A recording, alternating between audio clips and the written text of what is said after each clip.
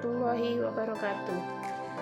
Saya Tarida Satriani, guru pendidikan agama Islam di SMA Negeri 2 Mesuji.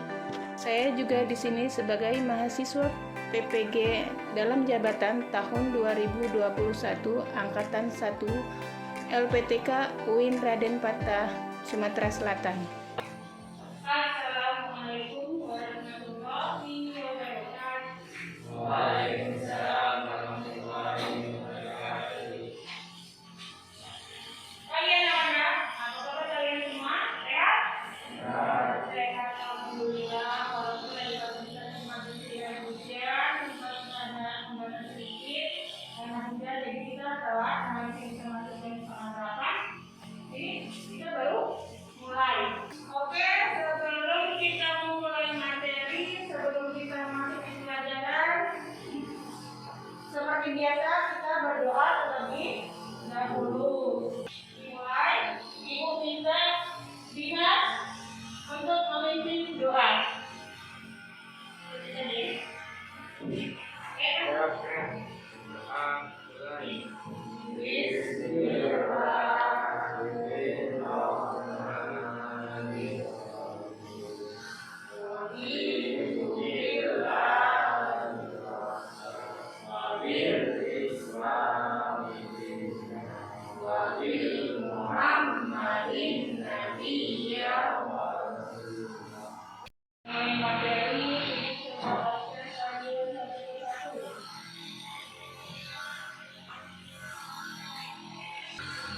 Ananda tidak ada.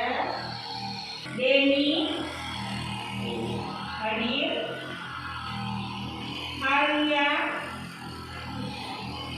Alvina, Cindy, Dimas, Helen Bella, dan Selamat. Baik. Selama kalian daring, kalian mengerjakan di rumah atau bekerja sama dengan teman? Di rumah, ya, karena keadaan kita sekarang masih seperti ini, kita diharapkan pakai masker, cuci tangan. Setelah itu menjauhi kerumunan, makanya kita tidak diperbolehkan untuk berangkat ke sekolah. Baru minggu ini kita ada sedikit ingin membawa dari mana sekolah untuk mencoba gimana sekiranya keadaan sekolah kita apakah sudah bisa tatap muka atau belum. Baik anak-anak, sebelum memasuki materi selanjutnya, kemarin kita sempat membahas tentang pengertian iman kepada kitab Allah. Pengertian iman. Siapa yang tahu pengertian iman? Tunjukkan. Percaya atau ya? Yakin. Silakan Dimas. Pengertian iman kepada kitab Allah. Iman kepada kitab Allah artinya meyakini sebagai bahwa Allah telah menurunkan pada nabi atau rasul yang berisi wahyu untuk disampaikan kepada seluruh umat manusia. Sebagaimana terdapat dalam firman Allah Quran surat Al-Maidah ayat 48. Coba ini artinya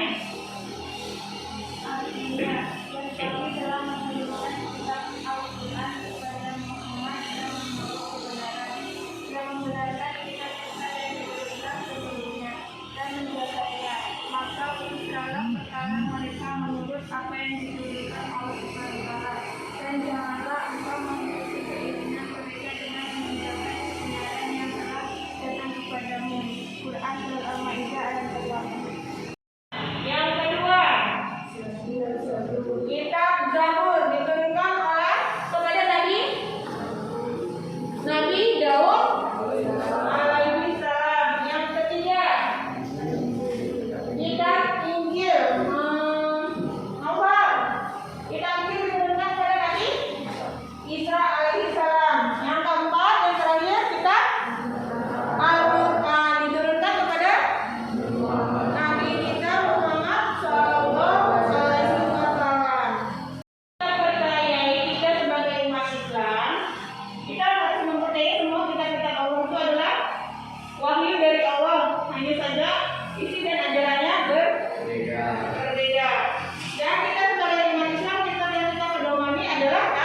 Al-Quran.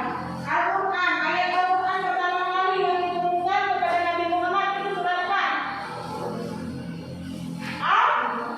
Ada ingat? Ayat Al-Quran yang pertama kali diturunkan di Gua Hira, 5 ayat.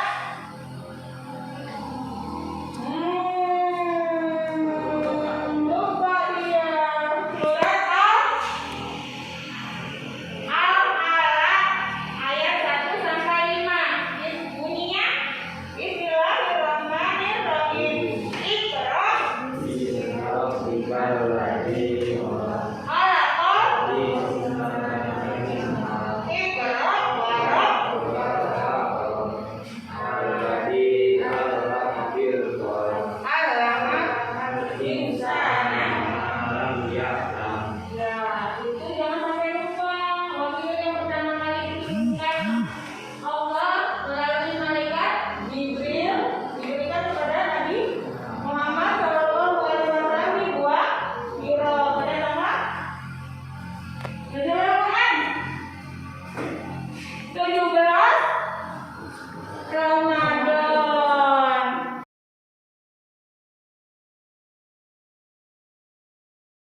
Pengertian iman secara bahasa adalah percaya dan membenarkan. Sedangkan iman menurut istilah yaitu yakin atau percaya dengan sepenuh hati, meyakini dengan sepenuh hati bahwa kitab-kitab Allah benar-benar wahyu Allah yang diturunkan kepada para rasul oleh malaikat Jibril sebagai pedoman hidup manusia agar bahagia di dunia dan di akhirat. Setelah itu kita langsung masuk ke macam-macam kitab Allah. Sebelumnya Ibu ingin memberitahukan kepada kalian bahwa kitab-kitab Allah yang diturunkan kepada kita itu ada 4, yaitu diantaranya ada kitab Zabur, kitab Taurat, kitab Injil, dan kitab Al-Quran. Kitab Zabur diturunkan oleh Allah kepada Nabi Daud alaihi salam kepada umatnya sebagai pedoman hidup bagi umatnya. Di mana kitab Zabur tersebut berisi tentang ratapan-ratapan atau nyanyian-nyanyian untuk raja atau ratapan-ratapan untuk seseorang, nyanyian-nyanyian seorang, dan juga berisi tentang ratapan-ratapan dan doa individu. Kitab Zabur diturunkan kepada Nabi Daud alaihissalam untuk disampaikan kepada umatnya. Bentuknya seperti ini, kitab Zabur. Kemudian selanjutnya kita masukin kitab Taurat. Kitab Taurat berasal dari bahasa Ibrani. Dalam agama adalah syariat diturunkan kepada Nabi Musa alaihissalam di Bukit Tursina ketika Nabi Musa beribadah sebagaimana yang telah dilakukan oleh para nabi sebelumnya sebagai pedoman dan petunjuk bagi kaum Bani Israel. Seperti ini bentuk kitabnya. Adapun isi dari kitab Taurat yaitu diantaranya tiada Tuhan selain Allah Subhanahu wa Ta'ala, jangan menyembah berhala, jangan mempersekutukan Allah, memuliakan hari Sabtu, hormat kepada kedua orang tua, jangan berzina, jangan mencuri, jangan bersumpah palsu, dan jangan menginginkan milik orang lain. Selanjutnya kita memasuki kepada kitab Injil. Kitab Injil diturunkan kepada Nabi Isa alaihissalam dengan memakai bahasa Suryani sebagai penyejuk dan tuntunan bagi Bani Israel. Kitab Injil isinya sama dengan kitab Taurat, tetapi ada yang harus diralat, yaitu yang tidak sesuai dengan peradaban masa itu. Dan ada penambahan isi dalam kitab Injil yang yaitu tentang berbuat baik sesama manusia. Ini contohnya kitab Injil yang sebelumnya kita tidak pernah ketahui. Nanti kita, jika ada waktu, kita bisa mengetahuinya sedikit untuk bagaimana bentuk kitab Injil tersebut. Yang terakhir yaitu kitab Al-Quran. Baik anak-anak, Al-Quran adalah kitab Allah yang diturunkan kepada Nabi Muhammad SAW untuk dijadikan pedoman petunjuk hidup manusia agar bahagia di dunia dan akhirat. Al-Quran sebagai kitab suci terakhir isinya meliputi kitab-kitab terdahulu dan melengkapi aturan-aturan yang ada. Kitab Al-Quran diturunkan pada Nabi Muhammad pertama kali, yaitu surat Al-Alaq ayat 1-5 diturunkan di Gua Hiro yang disampaikan oleh malaikat Jibril kepada Nabi Muhammad SAW pada tanggal 17 Ramadan. Quran terdiri dari 30 juz, 114 surat dan 6.666 ayat, di mana ayat-ayat tersebut diturunkan selama 22 tahun dan 20 bulan 22 hari. Sekarang kita memasuki tentang perbedaan kitab dan suhuf. Kitab adalah kumpulan firman-firman Allah Subhanahu wa Ta'ala yang diwahyukan kepada rasul-rasulnya. Wahyu itu dicatat dalam lembaran-lembaran kertas, sedangkan lembaran-lembaran tersebut dibukukan secara sistematis sesuai petunjuk Rasul sendiri. Setelah itu, perbedaan pengertian dari suhuf. Suhuf adalah lembaran-lembaran yang berisi kumpulan wahyu Allah Subhanahu wa Ta'ala yang diberikan kepada rasul-rasulnya untuk disampaikan kepada umat manusia. Dengan demikian, jika kita bandingkan dengan kitab, suhuf relatif lebih sedikit daripada kitab. Untuk lebih jelasnya, untuk membedakan antara kitab dan suhuf, yaitu kitab berupa lembaran-lembaran ayat yang kemudian dibukukan oleh sahabat Rasulullah, sedangkan suhuf itu berupa lembaran-lembaran ayat yang tidak dibukukan. Mungkin seperti itu lebih jelasnya. Yang terakhir, hikmah beriman kepada kitab-kitab Allah. Perilaku orang beriman kepada kitab-kitab Allah Subhanahu wa Ta'ala memiliki rasa hormat dan menghargai kitab suci. Di antaranya berusaha menjaga kesucian kitab suci, memiliki rasa hormat dan menghargai kitab suci, mau mempelajari dengan sungguh-sungguh petunjuk yang ada di dalam kitab suci tersebut, berusaha untuk mengamalkan petunjuk-petunjuk, berusaha untuk memperluaskan petunjuk-petunjuknya, berusaha untuk memperbaiki bacaannya dengan mempelajari ilmu tajwid, tunduk kepada hukum-hukum yang ada di dalam kitab-kitab tersebut. Pada video tersebut, marilah kita sekarang buat kelompok mendiskusikan dari hasil pemahaman dan penglihatan kalian di video tersebut. Bagaimana pengertian terus membahas makna ayat yang terkandung dalam Al-Quran. Mengidentifikasi makna tersebut, mencari dalil, nafsi dan sebagainya. Oke, sekarang kalian buatlah kelompok masing-masing 3 orang. Silakan membuat kelompoknya.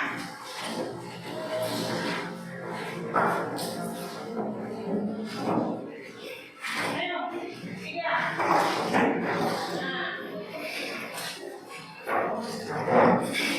Kalian diskusikan pada kitab-kitab Allah. Setelah itu kalian mencari mengidentifikasi ciri-ciri orang beriman kepada kitab-kitab Allah. Yang ketiga, menjelaskan kandungan dari nafsi tentang iman kepada kitab-kitab Allah.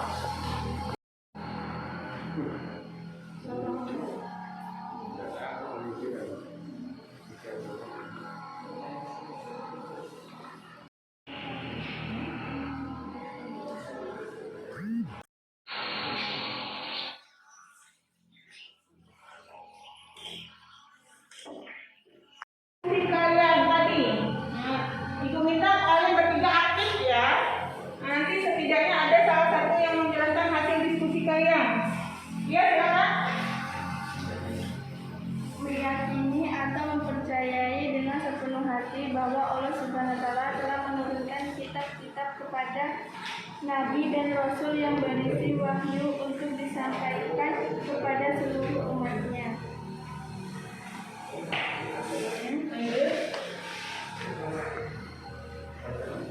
Satu, mengerjakan semua perintah yang terdapat dalam Al-Quran. Dua, perbuatan yang dilarang dalam Al-Quran. Meyakini bahwa seluruh isi Al-Quran adalah kebenaran dari Allah. Contoh, seseorang selalu berpedoman pada Al-Quran dalam kegiatan yang dilakukan. Membaca Al-Quran setiap hari, mengkaji dan belajar tentang isi kandungan dalam Al-Quran. Dari kesimpulan yang kita pelajari hari ini, kita bisa mengambil hikmahnya, yaitu ajaran yang diberikan, yang ada dalam kitab-kitab tersebut, yang telah kita pelajari dan kita pahami, sebaiknya kita amalkan di dalam kehidupan sehari-hari. Contoh, kitab Al-Quran kita. Kitab Al-Quran itu kita pahami, kita pelajari, kita amalkan isinya. Contohnya seperti berpuasa. Berpuasa ada dalam Quran surat Al-Baqarah ayat 183. Ya ayyuhalladzina amanu kutiba alaikumus syiyam. Diwajibkan kepada seluruh ya. Terus ya ayyuhalladzina amanu, hai orang-orang yang beriman, diwajibkan atas kamu berpuasa. Jadi isi Al-Quran itu menjelaskan bagaimana kita berpuasa. Nah, berpuasa 1 bulan di bulan Ramadan. Setelah itu kewajiban kita yang lain mendirikan sholat 5 waktu. Nah, ibu masih sering suka menanyakan pada kalian, apakah sholatnya masih bolong-bolong atau tidak? Masih. Kenapa? Karena malas. Sebenarnya ketika kita melaksanakan sholat 5 waktu, setelah kita melaksanakan sholat 5 waktu, kita bisa berpikir, oh iya ini bagus buat kita, oh iya ini tidak baik buat kita. Jadi dengan kita sering atau kita rajin melaksanakan sholat tersebut, kita untuk melakukan hal-hal yang tercela, kita akan berpikir 1000 kali. Selanjutnya ada contoh yang lain. Bagaimana melakukan ilmu Al-Quran?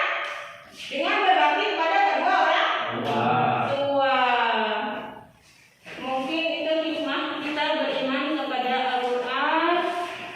Ada yang ditanyakan? Ada yang ditanyakan? Tidak? Baik. Untuk tugas kalian di rumah, kerjakan halaman 14 soal kiriman ganda 5 dan esai halaman 15. 5 soal kalian kerjakan, nanti juga ibu buatkan perintahnya di dalam classroom dan kalian kumpulkan di classroom tersebut, karena kita tidak tiap hari untuk masuk ke sekolah. Sekarang kalian kembali lagi ke kelompok kalian masing-masing. Kita akan menutup pertemuan kita.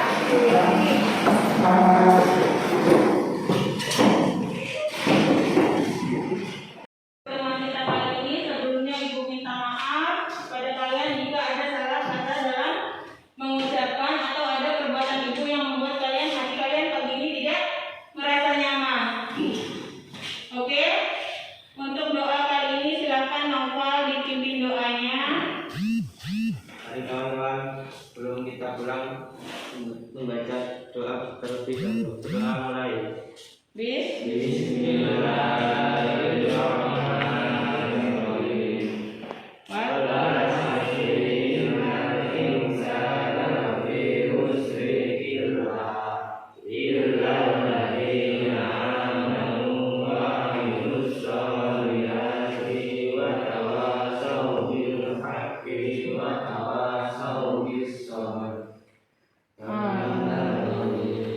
Berdoa selesai. Baik anak-anak semuanya, alhamdulillah hari ini kita sudah mengadakan pertemuan dan kita masih diberikan nikmat kesehatan. Untuk selanjutnya ibu ucapkan terima kasih. Wabillahi taufiq wal hidayah. Wassalamualaikum